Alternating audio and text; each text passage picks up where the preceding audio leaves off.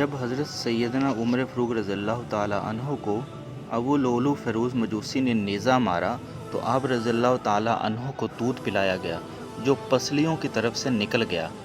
طبیب نے کہا، اے امیر المؤمنین، وصیت کر دیجئے، اس لیے کہ آپ مزید زندہ نہیں رہ سکتے۔ سیدنا عمر رضی اللہ تعالی عنہ نے اپنے بیٹے عبداللہ کو بلایا اور کہا، میرے پاس حذیفہ بن یمان کو لاؤ۔ حذیفہ بن یمان وہ صحابی تھے جن کو رسول اللہ صلی اللہ علیہ وآلہ وسلم نے منافقین کے ناموں کی لسٹ بتائی تھی، جس کو اللہ کے رسول اور حذیفہ کے علاوہ کوئی نہ جانتا تھا۔ حذیفہ رضی اللہ تعالیٰ عنہ حاضر ہوئے تو امیر المؤمنین نے فرمایا، جب کہ خون آپ کی پسلیوں سے رس رہا تھا، اے حذیفہ، میں تجھے اللہ کی قسم دیتا ہوں، کیا رسول اللہ صلی اللہ علیہ وآلہ وسلم نے میرا نام منافقین میں لیا ہے یا نہیں؟ حذیفہ رضی اللہ تعالیٰ عنہ روتے ہوئے کہنے لگے، اے امیر المؤمنین، یہ میرے پاس رسول اللہ صلی اللہ علیہ وآلہ وسلم کا راز ہے، میں اس کو مرتے دم تک کسی کو نہیں بتا سکتا۔ سیدنا عمر رضی اللہ تعالیٰ عنہ کہنے لگے، اے حذیفہ، بلا شبہ یہ رسول اللہ صلی اللہ علیہ وآلہ وسلم کا راز ہے، بس مجھے اتنا بتا دیجئے کہ رسول اللہ نے میرا نام منافقین کے جدول میں شمار کیا ہے یا نہیں۔ حذیفہ کی ہچکی بند گئی، روتے ہوئے کہنے لگے، اے عمر، میں صرف آپ کو یہ بتا رہا ہوں، اگر آپ کے علاوہ کوئی اور ہوتا تو میں کبھی بھی اپنی زبان نہ کھولتا، وہ بھی صرف اتنا بتاؤں گا کہ رسول اللہ صلی اللہ علیہ وآلہ وسلم نے آپ کا نام منافقین کی لسٹ میں شمار نہیں فرمایا۔ سیدنا عمر رضی اللہ تعالیٰ عنہ یہ سن کر اپنے بیٹے عبداللہ سے کہنے لگے، عبداللہ، اب صرف میرا ایک معاملہ دنیا میں باقی ہے۔ پسرے جانثار کہنے لگا، ابا جان بتائیے، وہ کون سا معاملہ ہے؟ سیدنا عمر رضی اللہ عنہ گویا ہوئے، بیٹا، میں رسول اللہ اور ابو بکر رضی اللہ تعالیٰ عنہ کے پہلو میں دفن ہونا چاہتا ہوں۔ اے میرے بیٹے، ام المؤمنین عائشہ رضی اللہ تعالیٰ عنہما کے پاس جاؤ اور ان سے اجازت طلب کرو کہ عمر اپنے ساتھیوں کے پہلو میں دفن ہونا چاہتا ہے۔ اور ہاں بیٹا، عائشہ رضی اللہ عنہا کو یہ نہ کہنا کہ امیر المؤمنین کا حکم ہے، بلکہ کہنا کہ آپ کا بیٹا عمر سے درخواست کر رہا ہے۔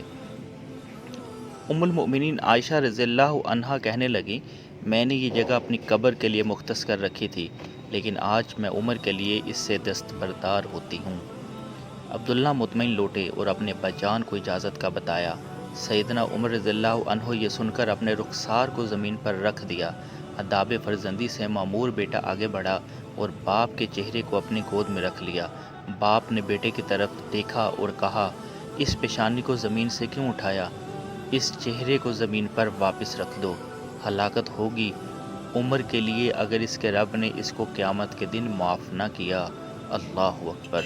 سیدنا عمر رضی اللہ عنہ بیٹے عبداللہ کو یہ وصیت کر کے اس دار فانی سے کوچ کر گئے کہ جب میرے جنازے کو اٹھایا جائے اور مسجد نبوی میں میرا جنازہ پڑھا جائے تو حذیفہ پر نظر رکھنا، کیونکہ اس نے وعدہ توڑنے میں تو شاید میرا حیا کیا ہو، لیکن دھیان رکھنا وہ میرا جنازہ بھی پڑھتا ہے یا نہیں۔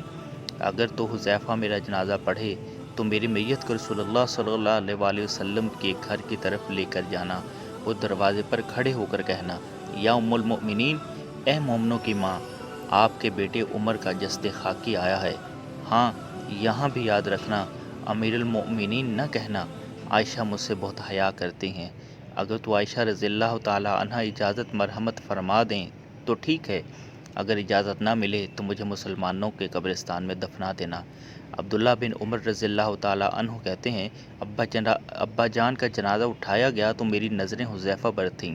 حذیفہ آئے اور انہوں نے ابا جان کا جنازہ پڑھا۔ میں یہ دیکھ کر مطمئن ہو گیا اور ابا جان کی میت کو عائشہ رضی اللہ عنہا کے گھر کی طرف لے کر چلے، جہاں ابا جان کے دونوں ساتھی آرام فرماتے۔ دروازے پر کھڑے ہو کر میں نے کہا، اماں جان، آپ کا بیٹا عمر دروازے پر کھڑا ہے، کیا اس کو دفن کی اجازت دیتی ہیں؟ اماں عائشہ رضی اللہ عنہا نے کہا، مرحبا، امیر المؤمنین کے اپنے ساتھیوں کے ساتھ دفن ہونے پر مبارک ہو۔